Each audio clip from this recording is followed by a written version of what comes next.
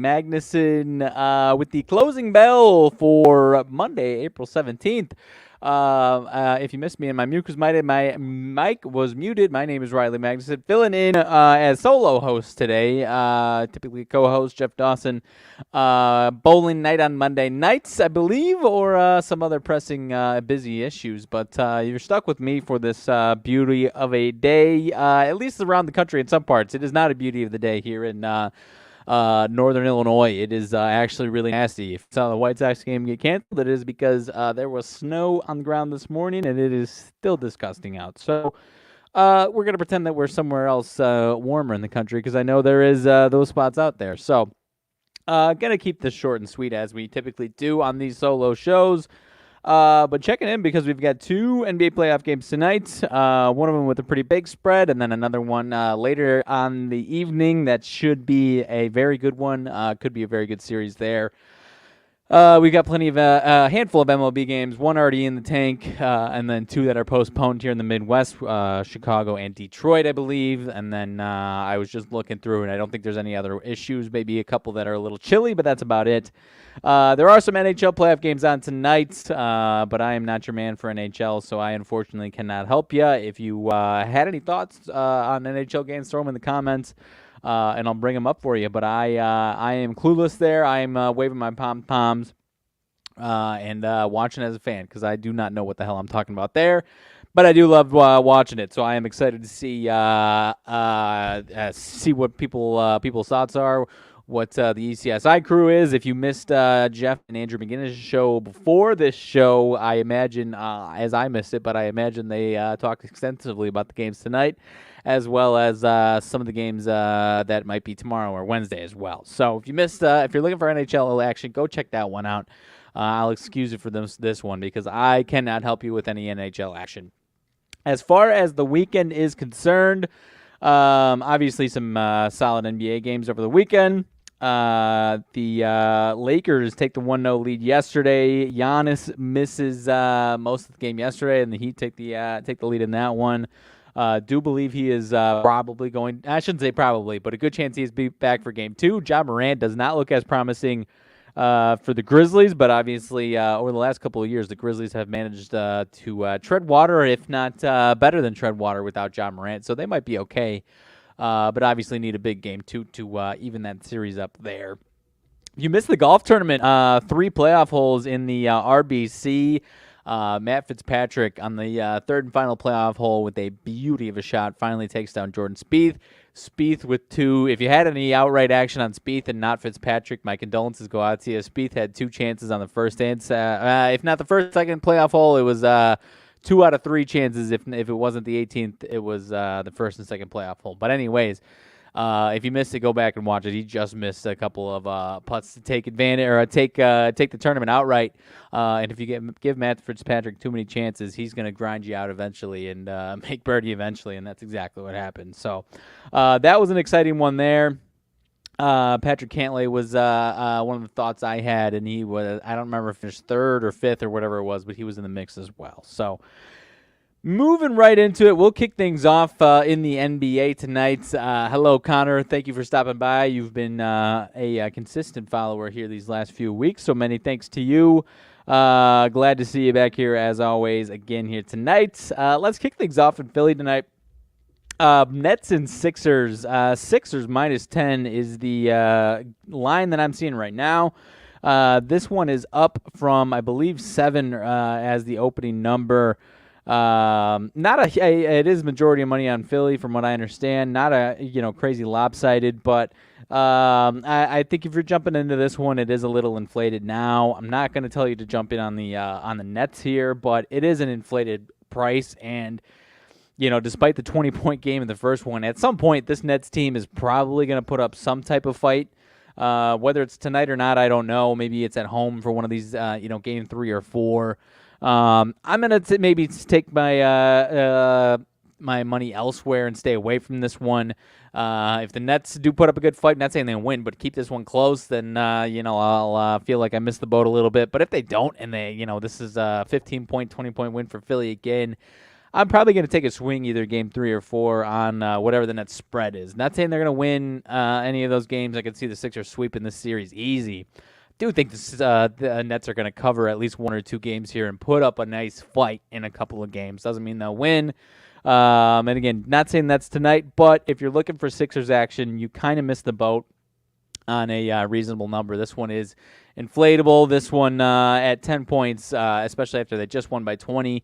Probably not going to be as much of a sense of urgency tonight. They probably feel like, obviously, they feel like they need to win this one, but feel like I don't imagine they're too threatened by the Nets. Is kind of what I'm trying to say here. So I would tread lightly on that one. That one's a little tougher to get into. Any player props, you're playing with fire, because if the game goes like it did in the first time around, it's a 20-point game. I don't know if the Stars made it over their points prop or what in either side, but when you're flirting with a potential blowout, player props, especially if you're going over, are really playing with fire, because you might have over 28.5. I don't know what the number is tonight. 28.5 on Embiid, and he just got 24 through 3 quarters, and then they're up by 20, and so he doesn't play in the fourth quarter. So tread lightly on all that stuff with this game for sure. As far as this total is concerned, I haven't been paying attention to this total much today. I believe this one opened up a little higher, 216.5, I think, and has been driven down. So again, if you're looking for the under, you kind of missed the boat on that one as well. So I actually could see it landed right in the middle of that, maybe a nice middle opportunity if you caught 216.5 and you want to take the other side now at 212 and maybe throw a middle on this total. Who knows? But I'm mostly staying away from this game altogether. And like I said, if the Sixers take this one handily and cover this game, then I think game 3 or 4 and/or 4, 3, and then if that doesn't happen, I'm going to have to roll it over into 4. Going to take a swing on the Nets at home in one of those 2 games if this one is ugly for them again here tonight, because I do think they will put up a nice fight. As far as this other game tonight, Golden State and Sacramento, 1-0 Sacramento, a very good game in the first game of this matchup. Sacramento, obviously, that was their first playoff win. I don't know if that was their first playoff win or first playoff win at home since 2006. Regardless, obviously, this is not something they're used to, and they're playing the Golden State Warriors, the defending champs, 4-time in the last decade or so, or whatever it is, champions in the Golden State Warriors. And so, obviously, the whole world is going to be thinking that the Golden State Warriors are going to bounce back and even the series and take it back to Golden State. And yet we're sitting here, and it's only now I see one spot climbing up to 2.5 a little bit. But this Golden State team is getting hammered by everybody, pros and Joes. I'm seeing a lot of it, honestly. So as much as I understand that thought process, and obviously it would not shock me at all if the Golden State Warriors showed up like the Golden State Warriors. But you have to remember this team, let me pull it up for sure here so I know. This team was 11-30 on the road straight up this season. They were freaking abysmal on the road this season. So it would not shock me if game 1 was the game that they put up a good fight in on the road, and this is an ugly one for them. It wouldn't shock me at all to see that. This Kings team has been very good at home. Actually, not as good as you might expect. They have been at home, but a winning record at home, but not as good as you might expect. 23-18. But the theme of this Golden State team all season long was fantastic at home and ridiculously bad on the road. Not just the typical bad for any good team on the road. They were horrendous on the road. And so to see this it is going up because all these books are getting hammered on Golden State. And the one thing that was goofy to me and concerning, if you're thinking the way I'm thinking, was Golden State is still, obviously, because they're a lightning rod, I think they were still 4th or 5th in championship odds, and the Kings were still 40-1. So that might lead you to be concerned, but it is still the Golden State Warriors. So I am pumping the brakes, completely pumping the brakes on the Golden State Warriors tonight. Again, would it shock me if they showed up and were the Golden State Warriors that we know and love, and they're fantastic, and they win by 15, and they blow them out of the water in the third quarter? It wouldn't shock me, but I am leaning towards the Kings taking care of business here again tonight, going against the grain, going against what everyone is, what the masses are thinking in this one. And now you're starting to get, because they can still, if you're seeing 2.5, 3, it's because people are hammering, especially now as they're getting off work, hammering. Golden State to even things up. Again, the defending champs, the Golden State Warriors, against the Sacramento Kings, who have had a nice season, but a Kings team that, aside from this year, that has been the laughingstock of the NBA for the last 15 years. And so people are thinking this is easy money. Again, I'll say it again. It wouldn't shock me. Never will shock me if the Golden State Warriors take care of business. But this team was really bad on the road this year, guys. And this Kings team can actually absolutely take care of business again tonight. So I'll pump the brakes on the total in that one. It is a little bit higher than it was the other day. I'll lean towards it going a little bit under. Still a really good game, but I'm going to go with the Sacramento Kings tonight. I don't know that I'll be wagering on it for sure. Might wait to see what happens in this one. But at the end of the day, I am not as sure as many people are that the Warriors are going to roll through Sacramento and even things up and send it back to Golden State. It makes a little too much sense for me. Makes a little too much sense on paper there for me. So I am staying away and pumping the brakes on the Warriors tonight. Handful of MLB games tonight. Starting about hour and 20 minutes from now, a couple of them. As I mentioned, early game today, Angels take care of business in Boston, 5-4. White Sox and Phillies postponed with some nasty weather, and then I imagine Detroit is a similar situation as Chicago. They were hosting Cleveland and got postponed as well. So the remaining games tonight, San Francisco and Miami, 5-9 San Francisco, 8-8 Miami. Miami, this is a team that I like to talk about. I've had some nice success with them this year as underdogs. I do not like taking them. I think Jeff and I talked about them last week, and they did win. They did have a really good week last week, and they won as big favorites, I think. Correct me if I'm wrong. I think they won as big favorites, but I'm still going to pump the brakes, and I'm not going to put my money on them as a favorite. Minus 120 here. The total is at 7 here, so kind of suggesting that even with Luzardo is on the mound here, who I really like. If you don't remember him from the A's a few years ago, just getting started, he's still pretty young and starting to really round into form. Could be a point where he's due for some regression. I'm going to kind of back off of him altogether until he has that regression start, until I jump back in on him, because I'm not saying it's going to happen tonight. It's going to happen at some point. But then also, if you're betting on the Marlins, if we're talking about the full game or anything along those lines, Jeff and I talk often about how bad this Miami offense is. So it has been a little better over the last week and a half or so when they've been winning some games, but even still, there's a couple 3-2 victories. Yesterday, they lose 0-5, get shut out. So it is an offense that can go really, really cold. And the San Francisco offense, mind you, they've lost 3 in a row. They're 1-3 in their last 4. They put up 5 runs or more in all 4 of those games. So their offense is not quite the problem right now. It's their pitching staff.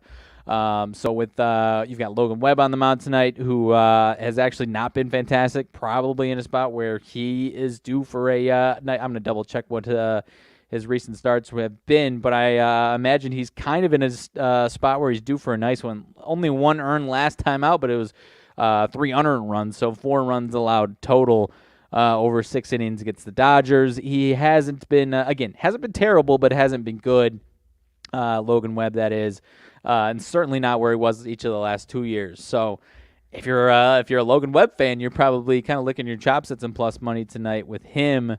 But I'm going to pump the brakes on this one. I could see this one going either which way. Would not shock me if the Marlins took care of business and Luzardo was really good and Logan Webb kind of stays, kind of really mediocre. But at the end of the day, I'll lean towards actually the Giants kind of climbing out of this little pitching slump that they're in right now. So next one up, Tampa finally lose a couple in a row. Jeff and I didn't get to talk about it over the weekend, but his prediction comes true once again. As soon as they lose the one game, we did kind of lean, and I guess I put it on record that I was leaning towards the Blue Jays on. I guess that would have been Friday, I think, with Barrios on the mound, and then the smarter strategy though was to wait for that one.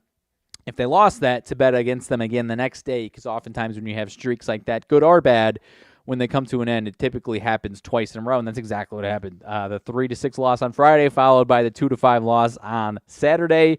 They do bounce back yesterday with a nice 8-1 win. And now you're getting a Reds team that's been really all over the place. They've been going back and forth. Just their last few, for example, even just this last series in Philly, it was back and forth. 6-2 win, 3-8 loss, 13-0 win, and then a 3-14 loss. So they are kind of all over the place right now. And honestly, in a spot where you've got Hunter Green on the mound, who is kind of exciting to watch, but hasn't been fantastic, at least on paper. You've got Beeks over there for the Rays. So I don't think this is easy money here for the Rays to get back on track. Obviously, they got back on track yesterday, but you know what I mean, to start a new streak, whatever you want to call it. But I'm also not going to sit here and suggest you need to run to the Reds. So I could kind of see this one being, I think the line is fair on this one, the 150 in the Rays case. But, you got a total over under 9.5. So kind of suggesting that maybe one of these guys isn't going to be fantastic or both these guys might be a little mediocre. So I'm going to pump the brakes a little bit on the Tampa Bay Rays. To do some, he didn't say it to me today, but I can hear him in my head right now. Next game up, Texas and Kansas City.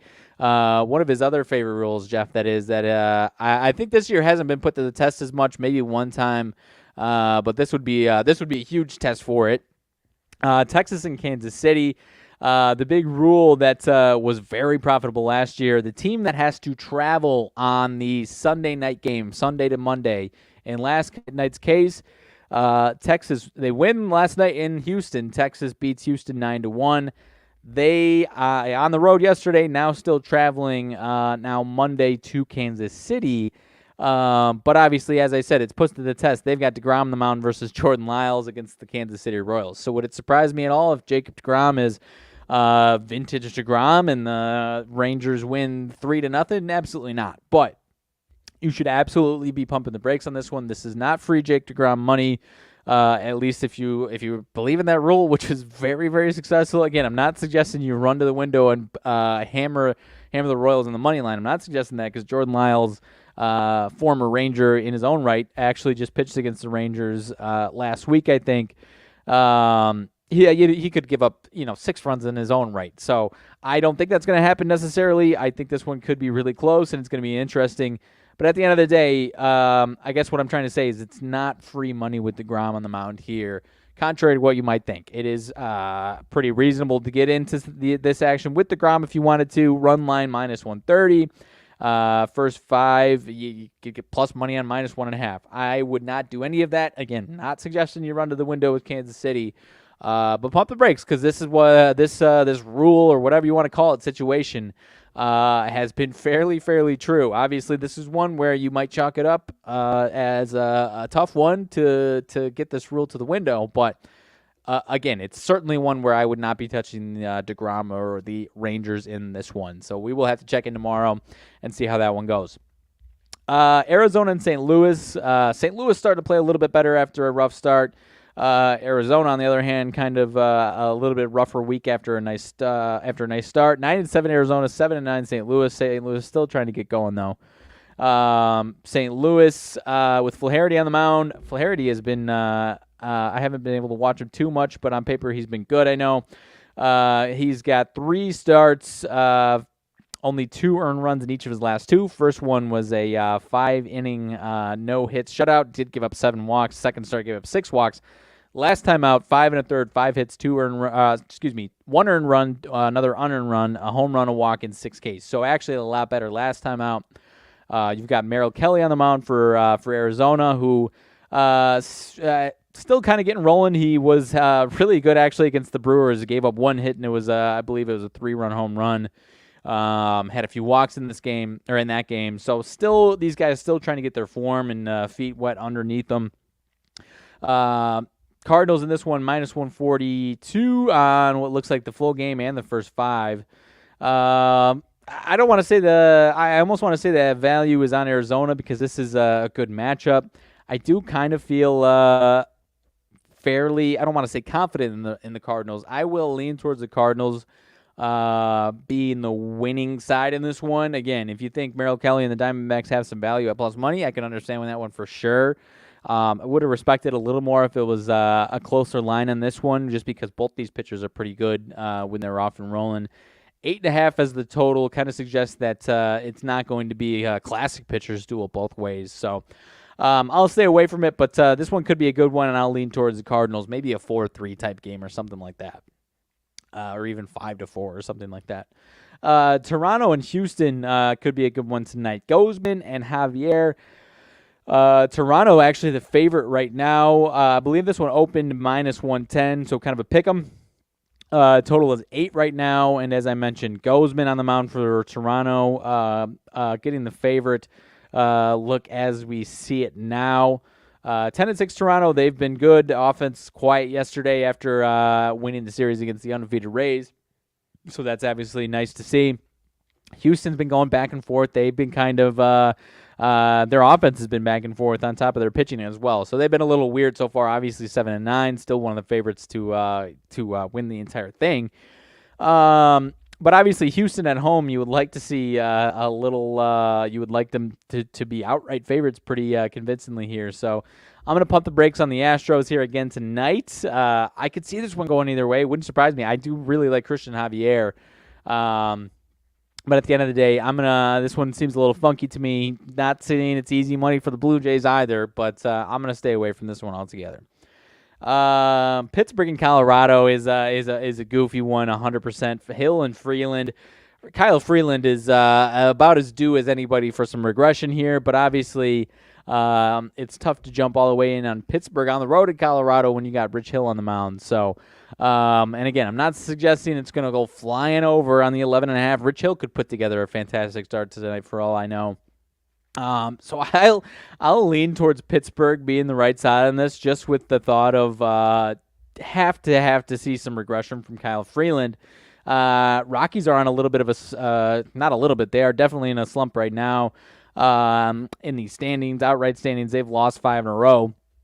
So they're going to be looking for a bounce back, but tough to see Kyle Freeland putting together what he's been putting together again here tonight. He's 2 earned runs total through 18 2/3 innings in the season. Both of those were in the last start. First 2 were shutouts.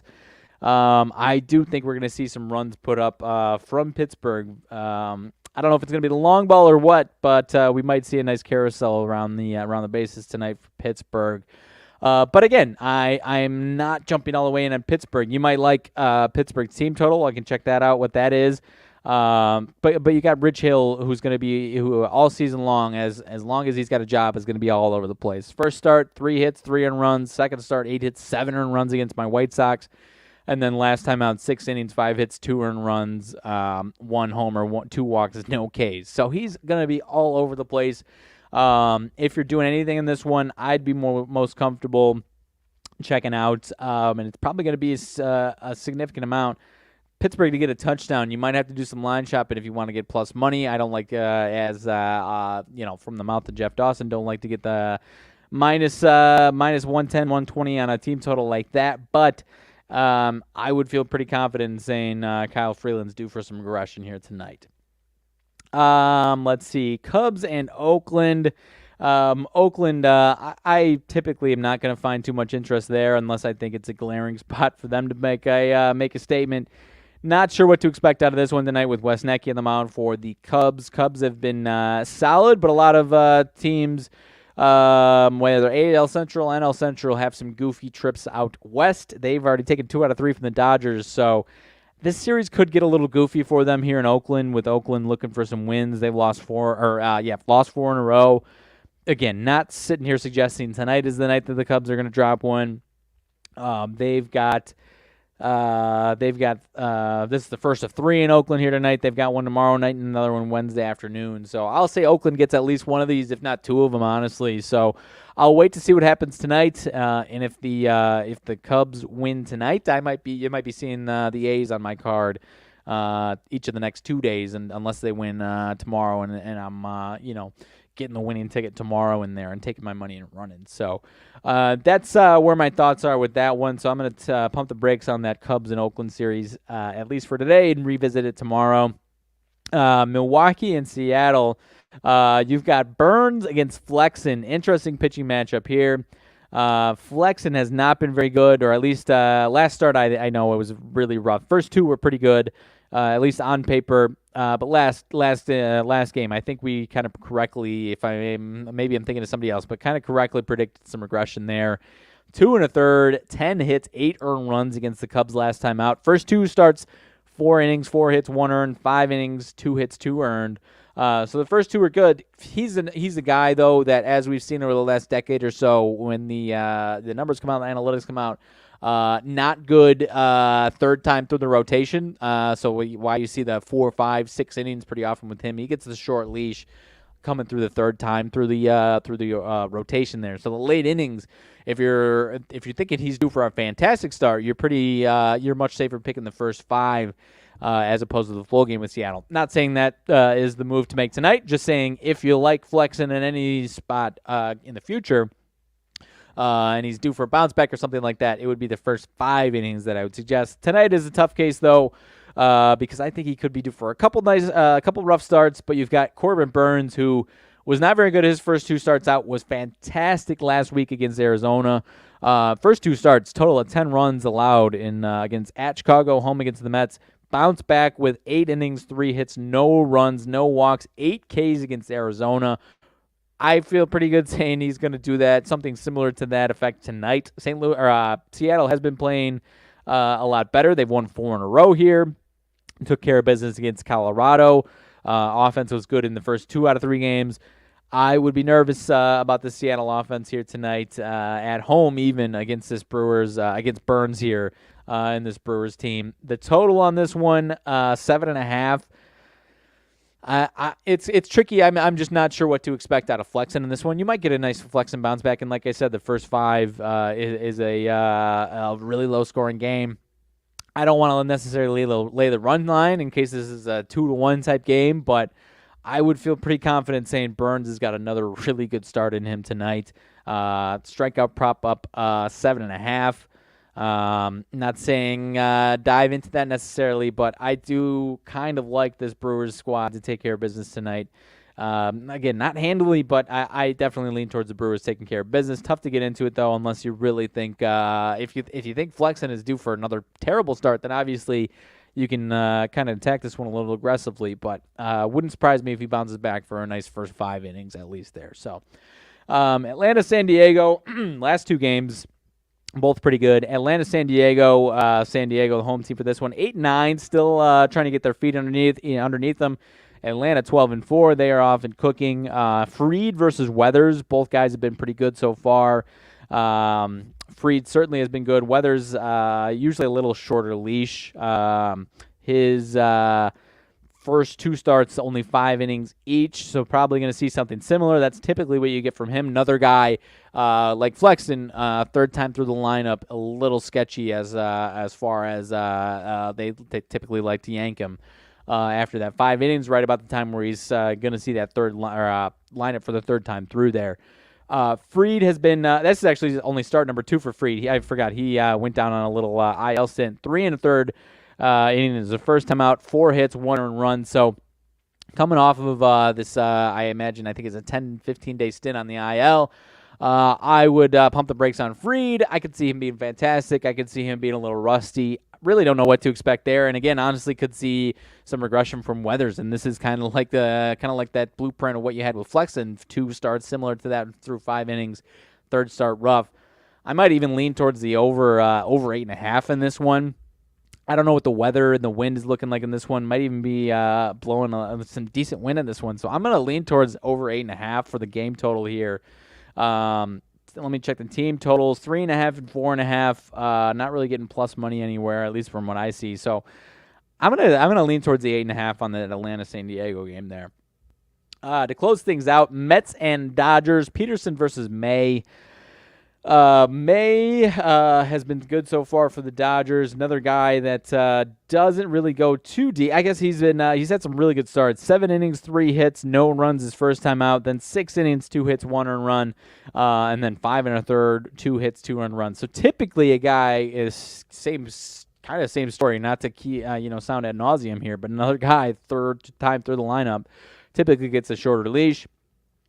Peterson has been good or solid at least in 2 out of 3, giving up a decent amount of hits.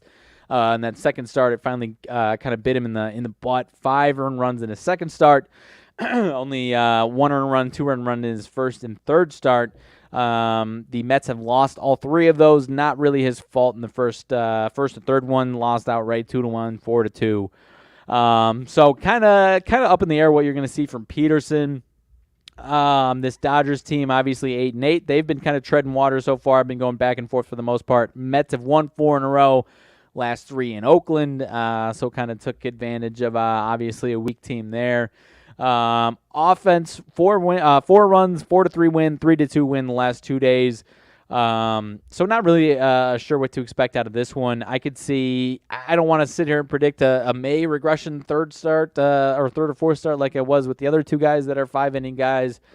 And so I really don't know what to expect out of this one. I kind of just trust that the opening line of this one was 185.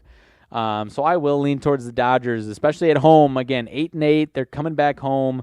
Or they were at home against the Cubs, but now extending a home trip, trying to win a series at home. I'll lean towards the Dodgers, but I could see Peterson being really good and this being a 3-2 type of game or something along those lines. So less confidence in that one as compared to a few other ones there, but that about does it for today's slate, my friends. As I mentioned, if you want some NHL action, go back and watch Jeff Dawson and Andrew McGinnis' show from earlier today, this afternoon. Go down on the ECSI feed, and it's just under, should be just under this one or a couple under this one. Andrew, fantastic. Obviously, Jeff knows what he's talking about with the NHL playoffs as well, but Andrew, one of his specialties, one of the better and smarter NHL minds in these lanes, so you should definitely go check those out. Go check that show out, and I'm sure they've got some great thoughts there if you're looking for some NHL action. If you want some NBA looks, go back towards the start of this show. I talked about a couple games tonight. And then as far as the rest of the week, with the rest of this NBA week of playoffs, I believe we will see us the rest of this week talking NBA and NHL and MLB as well. And golf tournament this weekend is the, I don't know what you call it. It's the pairs tournament, so I'm not sure what I'll have for that one. But nonetheless, you will see us the rest of the week. Thank you, Marty. Thank you, Connor, for stopping by. Thank you, anyone else, for stopping by. Hope you guys have a great weekend, or great week. Hope you see us the rest of the week talking. I don't know what the exact slate of scheduling is for the rest of this week of who's going to be on what show.